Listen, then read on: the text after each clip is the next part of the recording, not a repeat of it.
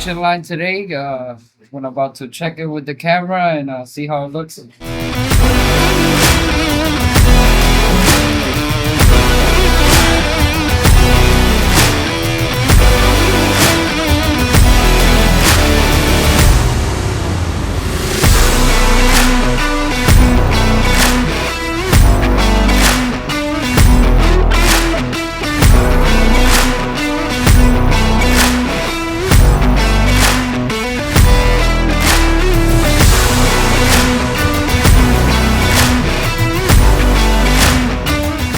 Pretty much in this house, the laundry line and the kitchen line was pretty much blown out completely to the point that we couldn't fix it. So we managed to locate where it was broken through a stack. At that point, we just dug it out, repipe it. Now we got full access to the laundry line and the kitchen. So pretty much all we're missing is cleaning the line, jetting it out, and just doing the liner. Most of the rest of the house is already done. It was just this small inconvenience.